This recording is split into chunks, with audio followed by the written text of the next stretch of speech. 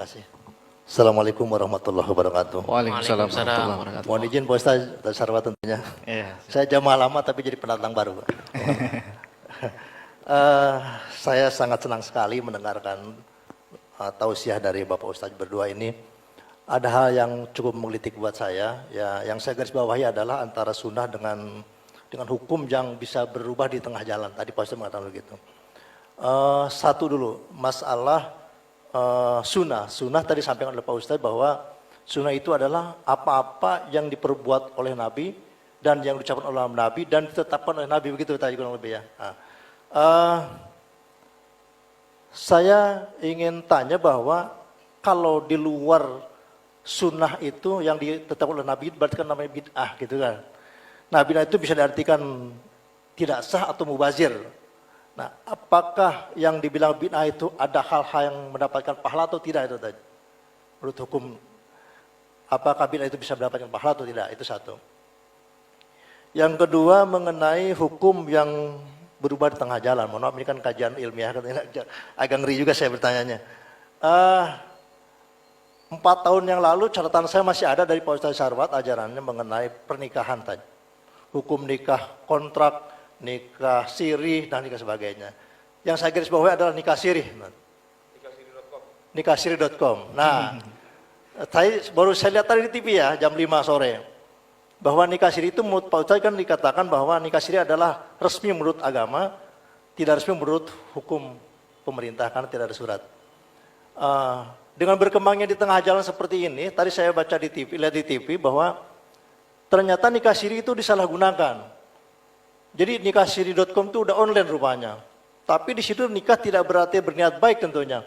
Karena nikah sirih itu, uang online itu ternyata digunakan oleh perempuan-perempuan yang ingin menjual keperawanannya tentunya. Sehingga dia pasang tarif dan sebagainya. Bahkan nikah sirih bisa lewat online. Yang penting harga sesuai kan gitu. Nah, artinya berarti nikah sirih dengan perkembangan seperti ini bisa digagalkan atau tidak digugurkan itu. Terima kasih. Assalamualaikum warahmatullahi wabarakatuh. Waalaikumsalam warahmatullahi wabarakatuh. Baik, yang pertama silakan Ustaz. Alhamdulillah. Saya diingatkan tentang pertanyaan tentang bid'ah. Saya teringat perkataan Ustadz saya, Syekh saya ketika di Pakistan. Beliau mengatakan, ini ketika kita ngaji usul fiqh, bid'ah itu bukan hukum. Hukum dalam Islam itu cuma 5. Kalau menurut mayoritas ulama, menurut madhab Syafi'i, Maliki, dan Hambali itu hukum itu ada 5. Pertama, wajib. Yang kedua, apa? Sunnah. Yang ketiga, mubah. Yang ketiga, makruh. Yang keempat, yang kelima, haram. Jadi 5 nih hukum. Kalau kata madhab Hanafi, hukum itu ada 7. Wajib, fardu, sunnah, mubah, sunnah, makruh, mandub, kemudian makruh dan makruh karahatul tahrim. Ada 7 di sana. Tapi semuanya esensinya sebenarnya sama saja. Hanya kalau fardu itu kata madhab Hanafi adalah sesuatu yang harus dilakukan, cuman dalilnya dari dalil yang doni. Kalau makruh karahatul tahrim itu adalah makruh yang dalilnya dari dalil doni dan itu mendekati kepada keharaman, itu saja. Bedanya seperti itu, esensinya sama. Bid'ah ada di mana? Di antara 5 sama yang 7 ini nggak ada nama-nama bid'ah loh, Pak. Ternyata bid'ah itu adalah sifat. Sifat kepada setiap perbuatan. Maka Imam Izzuddin bin Abdissalam, saya lupa nama kitabnya, Qawaidul Hakam fi Masalihil Anam, itu mengatakan bid'ah itu adalah segala perbuatan, pokoknya perbuatan, segala amalia yang memang tidak ada di era Nabi. Nah, dari situ timbul pertanyaan, apakah kalau Nabi tidak mengerjakan hukumnya adalah haram? Sebelum kita beranjak ke sana, kita pahami dulu haram itu apa. Haram itu adalah segala sesuatu yang apabila dikerjakan mendapat dosa, ditinggalkan berpahala. Nah, bagaimana mengidentifikasi keharaman? Pertama, dalam Al-Quran atau As-Sunnah, dalam nusus, untuk mengidentifikasi keharaman itu dilihat dengan kata-kata hurrimat atau diharamkan. Wahai manusia, diharamkan kepada kamu makan bangkai, haram makan bangkai. Itu cara mengidentifikasi keharaman. Yang kedua, cara mengidentifikasi keharaman adalah apabila dikatakan jauhilah, ibta'id an, atau wajtanibu katsiran minadh-dhon, seperti itu. Ijtanib, ya, ijtanib, jauhilah. Nah, itu sudah menunjukkan ada kemungkinan keharaman di sana. Kemudian dipastikan itu sudah pernah dilakukan, kemudian dikatakan jangan lakukan ini lagi. Seperti apa? Nikah mut'ah. Pernah dilakukan, kemudian diharamkan untuk melakukan lagi. Nah, itu sudah dikatakan haram. Nah, mengidentifikasi haram banyak caranya, kata para ulama. Tapi di antara cara-cara itu tidak ada tuh yang menunjukkan bahwasanya kalau ditinggalkan oleh Nabi atau tidak dilakukan oleh Nabi maka hukumnya haram. Tidak. Karena kenapa? Imam Asy-Syatibi dalam kitab Al-Muwafaqat mengatakan Nabi kalau meninggalkan sesuatu itu tidak haram, tidak selalu bermakna haram, tidak bisa dikatakan haram. Karena kenapa? Banyak alasannya. Alasan yang pertama, Nabi meninggalkan sesuatu karena takut nanti apa yang dilakukan Nabi ini dianggap wajib oleh umatnya. Maka Nabi meninggalkan sholat taraweh berjamaah.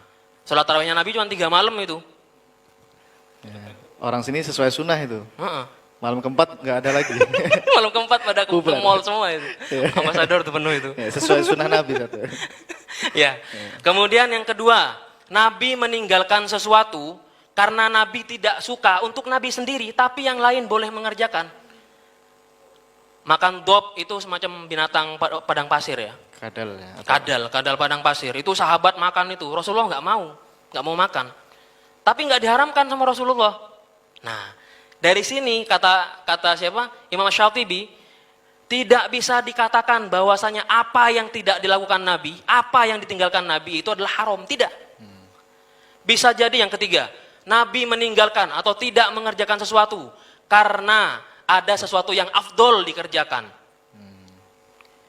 Jadi kalau dalam perang itu ada orang-orang munafik yang keluar dari jamaah perang, itu dihalalkan untuk dibunuh, Pak. Tapi Rasulullah tidak mau membunuh orang-orang munafik itu. Karena kenapa? Akan banyak madorot-madorot yang timbul nantinya begitu. Ada yang nanti takutnya orang-orang muslimat yang menjanda dan lain sebagainya, kan susah mau dipoligami. Nah, seperti itu. Jadi ulama itu sepakat bahwasanya keharaman itu bisa diidentifikasi dengan banyak cara, tapi tidak dengan cara kalau Rasulullah, dengan kaidah kalau Rasulullah meninggalkan atau Rasulullah tidak mengerjakan, tidak. Beralih kepada bid'ah, tadi saya katakan bid'ah itu adalah sifat, dia bukan hukum. Maka kalau ada orang tanya, ini hukumnya apa? Hukumnya bid'ah, tidak. Tapi kalau dengan amaliyah ini bagaimana? Amaliyah ini sepertinya bid'ah. Dan bid'ah itu menurut para ulama itu terbagi, Pak. Terbagi kepada bid'ah. Ada yang bilang bid'ah hasanah, bid'ah sayyi'ah. Ada yang membagi bid'ah itu kepada 5 hukum tadi. Bid'ah dibagi pada 5 hukum tadi. Itu dalam kitab Imam Nawawi mengatakan demikian. Ada bid'ah wajib, bid'ah sunnah ya. gitu. Nanti dikait-kaitkan. Adakah bid'ah yang hukumnya sunnah? Ada. Adakah bid'ah yang nanti berpahala? Ada. Wa ni'matul bid'ati hadhihi, kata siapa? Umar ketika ngapain tuh? Sholat taraweh berjamaah. Jadi sholat taraweh itu di era Rasulullah agak malaman dikit, Pak. Kalau sekarang kan jadinya setelah Isya ya, Pak ya. Setelah Isya. Nah, ini nikmat-nikmat bid'ah yang nikmat beneran ini dimajukan itu. Kalau malaman dikit bisa telat sahur kita.